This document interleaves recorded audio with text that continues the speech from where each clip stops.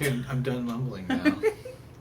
Hey Ramblers, it is Monday, May 23rd, 2011. Apparently that's International Unicorn Day. If you don't believe me, just look around you.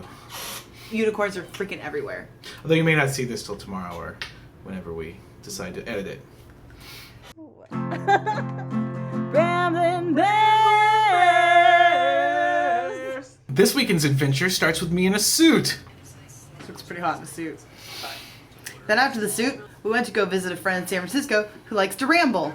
He's going away to ramble, so we had a party to celebrate his departure.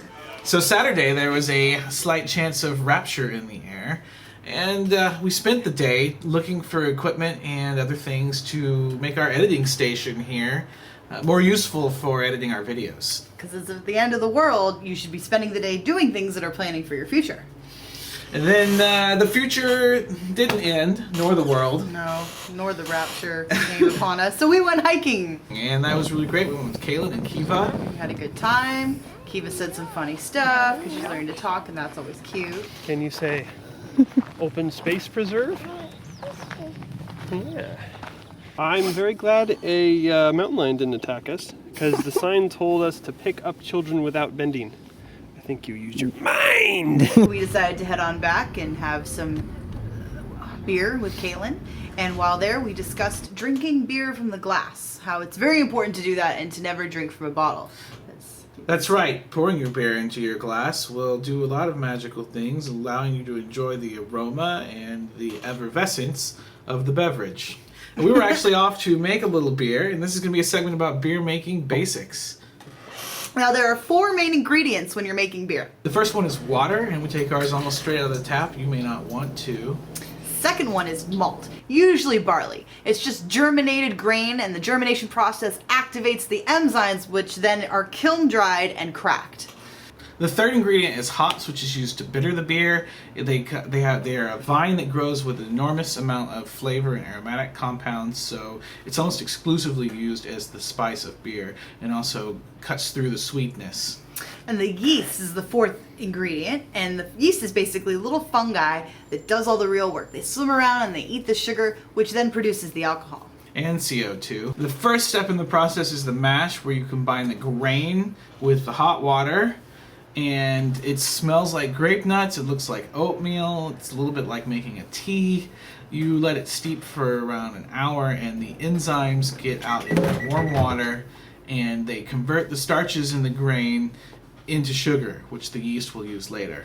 And then the second step is the sparge, which basically rinses that grain that you just mixed up to get all the sugar out of it, to get it ready for the yeast. The step after that is the boil, now that you've collected all the liquid. It's a very sweet liquid, and you add the hops at varying times so that you can pull out their different characteristics, and it also sterilizes the beer so that nothing is growing in it. Then the next step is the cool down after the boil. Then you have to cool down the liquid so that nothing else can grow in it, just like you had already sanitized it from the boil. And the second reason you cool it down is because when you put the yeast in there, you don't want to kill your yeast. You want it to be able to swim around and be happy. So after that, you're pitching the yeast in and off to fermentation, which is where the yeast do all the real work. After about a week, your beer is most of the way there, but you want to give them some time to clean up after themselves, and they'll leave behind a beer that's flavor has changed. Right. Since the sugar's all been removed, and they create their own flavors. Different yeast have different flavors. Mm-hmm. Serving the beer is usually out of our kegerator, and we pour it into a glass like this. But sometimes the serving can go horribly wrong, and a keg can leak, which is something we had to deal with. We lost a beer. Just have a moment for that beer that we lost of silence.